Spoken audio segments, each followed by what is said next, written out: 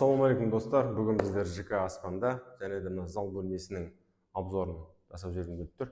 Мына жерде бізде 4-5 зал және де световая линия, парящий потолокпен, ортасына люстрасымен, және де мына 5-й карниз, еврокарнизімен орнатып бердік. Және де осындай зал холларға ең керемет таптырмас шешім. Және де осындай гарантиясы мен сапалы потолокты қаласаңыздар, WhatsApp-қа жазып, толықтай ақпарат алуыңызға болады.